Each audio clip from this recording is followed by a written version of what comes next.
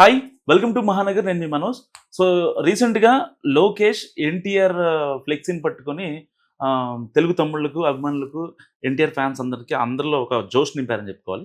So దాని తర్వాత prospect ఎలా చేంజ్ అయిందంటే, నారా లోకేష్ ఏపీ అధ్యక్షుడిగా, ఇంకా ఎన్టీఆర్ తెలంగాణ అధ్యక్షుడిగా, ఒకవేళ ఇదంతా బాగుండి జాతీయ అధ్యక్షుడిగా చంద్రబాబు. సో వీళ్ళు ముగ్గురు కనుక నిజంగా ఇదంతా ఈ ప్రాస్పెక్ట్ జరిగితే తెలంగాణలో ఇటు ఆంధ్రప్రదేశ్లో రెండింటిలో ఇటు రీజనల్ పార్టీలైనా లేకపోతే నేషనల్ పార్టీలైనా అన్ని తుడిచిపెట్టుకుపోతాయి అనేది వాదన ఇప్పుడు. సో దీనిపై మనతో మాట్లాడడానికి కేఎస్ ప్రసాద్ గారు మనతో మాట్లాడు. నమస్కారం. నమస్తే.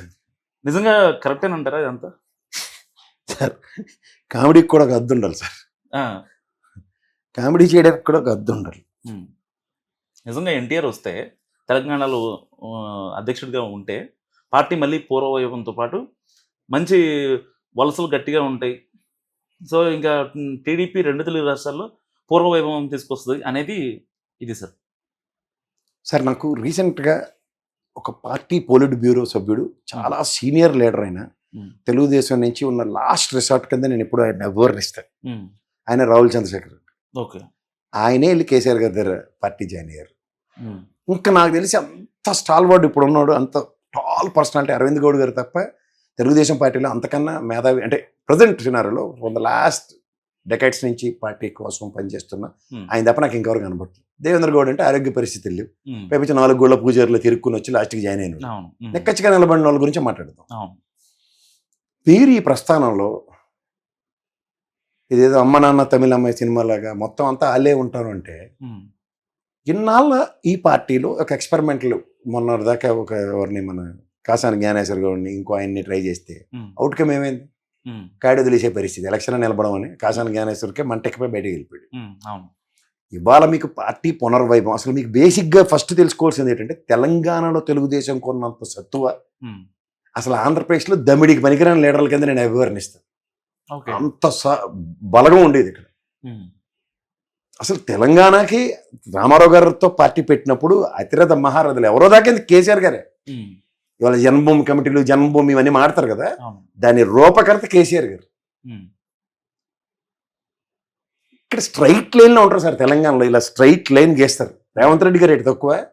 ఆయన వెళ్ళిపోయేదాకా ఒక్కడ మనశ్శాంతిగా లేని లోపల అగ్గెట్టుకుని రోజు సావే. అంచేత అతిరథ మహారథుల్ని ఎప్పుడైతే కోల్పోయి పార్టీ నాశనానికి నాంది పలికిన వాళ్ళకి చంకలు కొట్టుకుంటూ భజనలు చేసిన ఉదంతాలు నిజంగా తండ్రి కొడుకులే. వాళ్ళకి తెలియకుండా ఏం జరగదు కదా. పైపచ్చి ఎంత ఇది ఉన్న దగ్గర సమైక్య రాష్ట్రం విడిపోయేదాకా వీళ్ళు డబుల్ స్టాండర్డ్స్. సమైక్య రాష్ట్ర ఎన్నికలే జరిగాయి ఫస్ట్ చెప్పాలంటే 2014లో. మీరు 175, మీరు 117 ఏం జరగలే. మొత్తం అయిన తర్వాత అప్పుడు విభజించారు. అప్పుడు కూడా వాళ్ళు 18, 21 గెలిచారు 2014లో. అప్పుడు కూడా గెలిచిందంతా తెలంగాణ ఎక్కువ. ఇది గ్రేటర్ హైదరాబాద్. ఇప్పుడు కనీసం కౌన్సిలర్ కూడా గెలవట్లేదు. మీరు గమనించారా? మీరు క్షేత్రస్థాయిలో దాన్ని ఏమంటారు, కోకటి వేలు నుంచి పెకలించేసి మళ్ళీ చెట్టు నాటుతాం, దానికి విత్తనాలు వస్తాయి, దాని నుంచి పెద్ద మహావృక్షమై తాత ముత్తాతలు ఫలాలు తింటారు. ఈ పెట్టకథలు చెప్తే నమ్మివాడేవాడండి. అసలు మీకు ఇంకోటి ఏంటంటే, ప్రాంత వివక్షకి గురైన పార్టీ అంటే ఏంటి? ఒక ప్రాంత పరిరక్షణ కోసం ఏర్పడిన ప్రాంతీయ పార్టీ కింద ఉన్న తెలుగుదేశం పార్టీ 2 ప్రాంతాల్లో నాకు కళ్ళు అన్నప్పుడు, ఈ పార్టీలో మీరు ఈ పని అప్పుడు చేయాలి. ఒక తెలంగాణకు ఒక అధ్యక్షుడిని డిప్లాయ్ చేస్తూ, ఆంధ్రప్రదేశ్కి ఒక అధ్యక్షుడిని ఒకళ్ళని డిప్లాయ్ చేస్తూ, ఇది మా తెలంగాణ అధ్యక్షుడిని నేనని చెప్పి మొత్తం మీరు అన్నట్టు నేషనల్ అప్పుడు నేషనల్ పార్టీయే. ఇప్పుడైతే ఎత్తిపోతల పథకం కానీ నేషనల్ పార్టీ కింద అప్పుడు చంద్రబాబు నాయుడు గారి డైరెక్షన్లో ఉంటే ఇట్ వుడ్ హావ్ బీన్. అసలు తెలంగాణ పదమే జస్టిఫై చేయకుండా ఓ దేవేంద్ర గౌడ్ గారిని ఎక్స్పెరిమెంటల్ పార్టీలో తెలంగాణ టీజీ పార్టీ అని తెలంగాణ ఏపీ అనగానే టీజీ స్టిక్కర్లు అంటించి ఆంధ్రాను కనిపించినట్టు తెలంగాణ అంటించి ఓవర్ యాక్షన్ చేసి బయటకు వచ్చి ప్రజలకు ఏం చెప్పారంటే తెలంగాణ ఏం లేదని రేవంత్ రెడ్డి గారితో గన్న పట్టుకుని కరీంనగర్ సభకి వెళ్ళి మనోభావాలకు గాయమైన తర్వాత అక్కడ ప్రాంతీయ పార్టీ సస్టైనిటీ కోసం కేసీఆర్ గారు చేసిన పని కొట్టొచ్చినట్టు ప్రజలకి గుండెల్లో ఇది ఉంది. అంతకెందుకు 2018 ఎలక్షన్లో కాంగ్రెస్కి సంఖ్యలో దూరితే ఏమైంది? ఉన్న గీసి కూర్చోబెట్టరు. అసలు అమ్మో మళ్ళీ ప్రమాదం ఉంది. అప్పటిదాకా కాంగ్రెస్కి మొమెంటం ఉంది మీరు గమనిస్తే. సో ఈ ద్వంద్వ విధానాలు, కుటుంబ పరిరక్షణ కోసం జూనియర్ ఎన్టీఆర్ని తెచ్చి ఇక్కడ పెట్టేసి అక్కడ లోకేష్ గారితో అబద్ధ జబ్బ సినిమా అంటే మాత్రం ఆ పెట్టకథలకి ప్రభావితం అయ్యే వాళ్ళు తెలంగాణలో ఎవరు ఉండరు. సరే, మీరు చెప్పేదాన్ని బట్టి జూనియర్ ఎన్టీఆర్ వచ్చే అవకాశం ఉందంటారా? ఒకవేళ ఆయన రాడు సార్. రాడు. మీకు మళ్ళీ చెప్తున్నాను ఎందుకు రాడు అంటే, ఇప్పుడు మీకు ఆయన్ని ఎలక్షన్స్ మీకు టెంపర్ సినిమా చూసారా? అప్పటిదాకా తెలుగుదేశం ప్రచారం చేసిన దగ్గర నుంచి టెంపర్ సినిమా దాకా హిట్ లేదు. అంత పగబట్టేసి కొడతారు తెలుగుదేశం కార్యకర్తలు.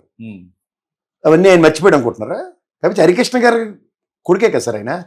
హరికృష్ణ గారికి తెలుగుదేశంలో జరిగింది, ఆయన బయటకు వచ్చి ఆయన నిలబడిన విధానం మర్చిపోయారా?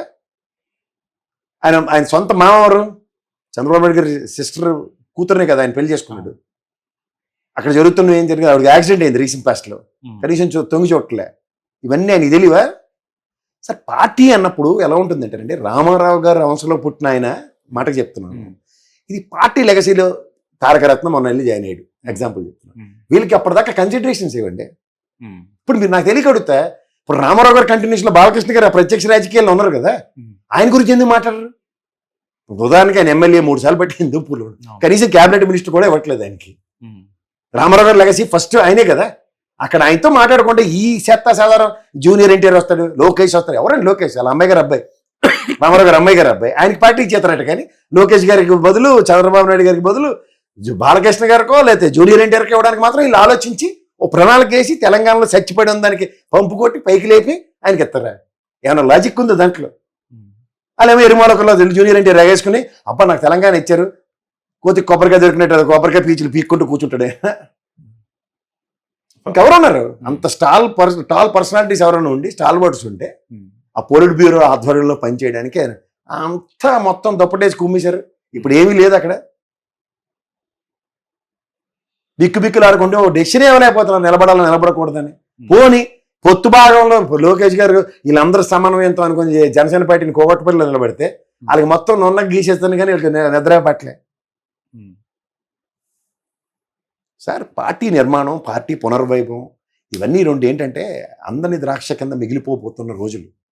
ఇవాళ ఏదో బీజేపీ కోసం ఇక్కడ ఏదో తెలుగుదేశం ఓటు బ్యాంక్ అన్నప్పుడు వాళ్ళ మొహం మీద ఇంగ్లీష్ ఎత్త కాకిని కొట్టినట్టు అనేది జనసేన పార్టీనే వద్దంటున్నారు. జరగవు సార్ ఇవన్నీ. ఊహించుకుని ఏదో పెట్టకథలు రాయడానికి బాగుంటాయి తప్ప నో వే. అసలు క్లూలెస్ సిచ్యువేషన్. ఒకవేళ జిహెచ్ఎంసీ ఎన్నికలు కావచ్చు, లేకపోతే రేపు బీజేపీతో అందాక ఎందుకంటే కోతులు పెట్టుకుని సంఘీభావాలు ప్రకటించుకుని లాస్ట్ మంది గ్యాదర్ అయ్యారు కదా గచ్చిబౌలి స్టేడియంలో.